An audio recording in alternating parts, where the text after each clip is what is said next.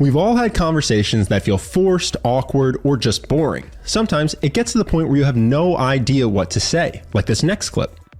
So you do a lot of charity work? I've been working with a group called Finca that does microfinance. It's like small loans for mainly women in the developing world. Oh, that's great. I do a lot of work with IMDb. While it's funny on TV, in real life, these conversations are painful. So in this video, we'll go over 5 common mistakes that lead to boring conversations and what you can do instead to have an amazing conversation. We'll do this using clips from some of the best conversationalists that we've covered on the channel so far. The first mistake people make in conversation is energy ducking. Energy ducking is when you come into a conversation with low enthusiasm to avoid standing out. The problem is, when you make your main focus not standing out, you avoid making a negative or positive impression. While being able to read the other person's mood is important, it's equally important to realize that most people want to have fun, funny conversations. They just aren't sure how. So if you want to stop having boring conversations, stop energy ducking and be the first to initiate playfulness. Watch Jack Black in this next clip for an extreme example. While most talk show guests simply walk out, wave, and take a seat, Jack immediately establishes he's there to mess around and have a good time.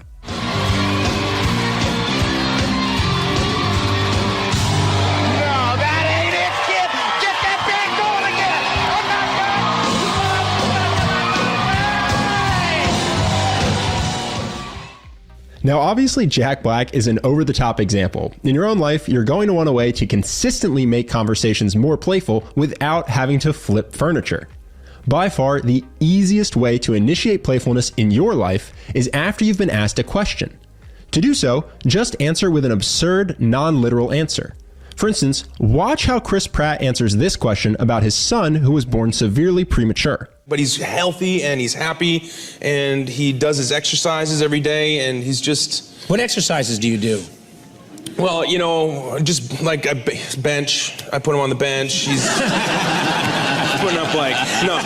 He is doing well. He's really thriving. He's super strong. This isn't about ducking the question. Eventually, you will give a real answer and share about yourself. It's just about setting a fun, playful tone first.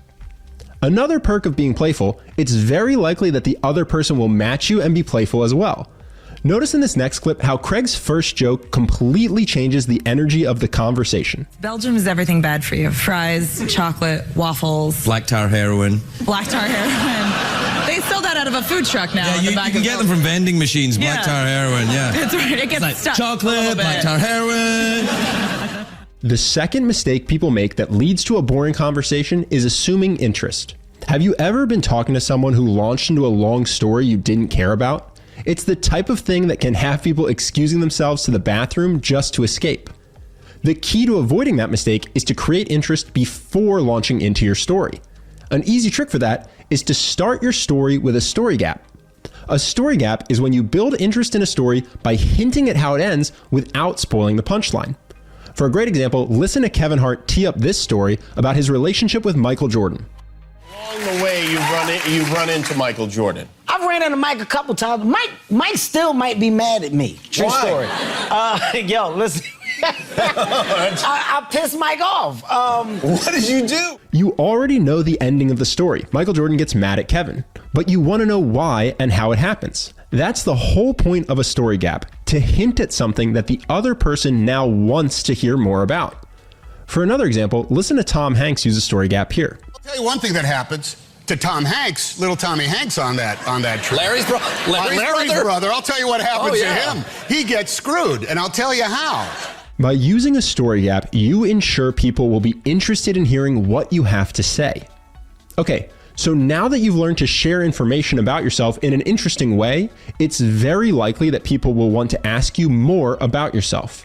This is where the next common mistake comes in.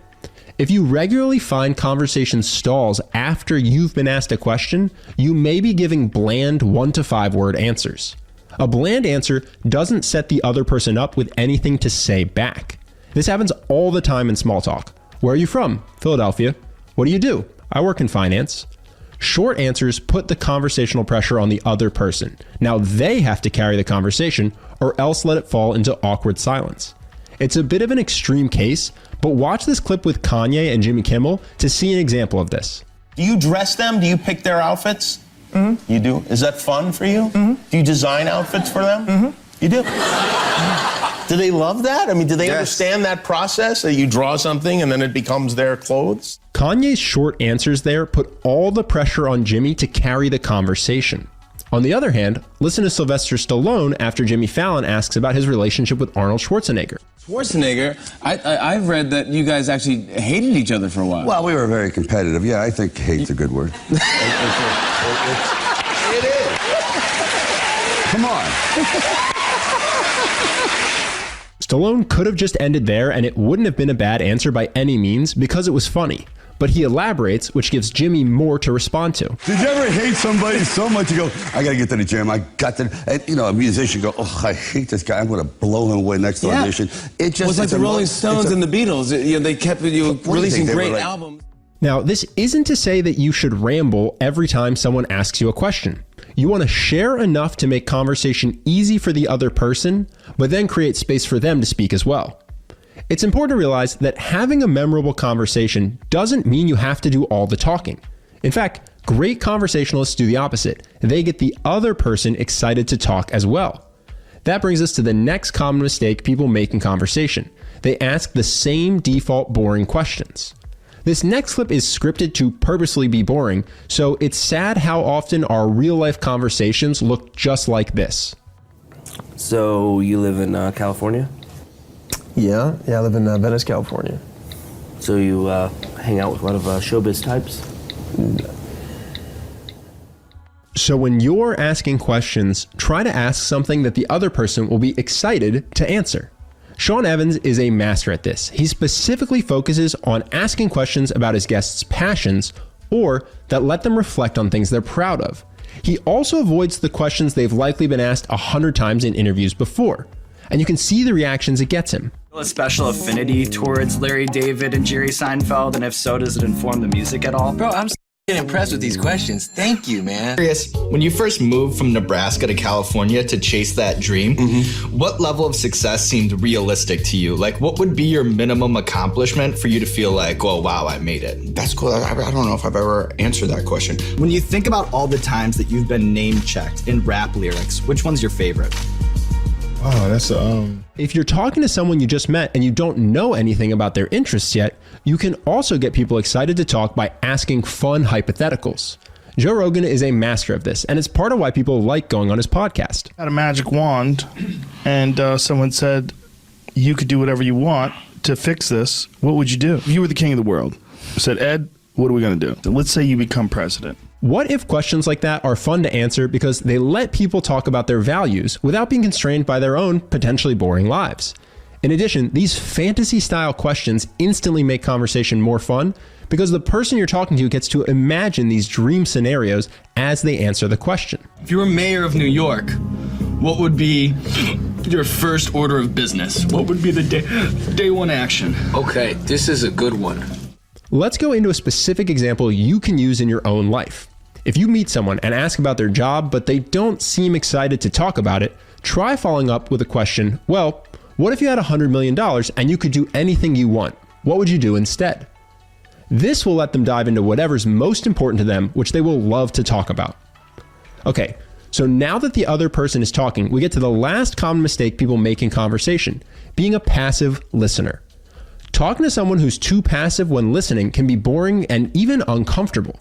There's two great tricks to make yourself a likable listener who's fun to talk to, and they're both very easy. The first is mirroring by repeating a pattern of behavior of the person you're talking to.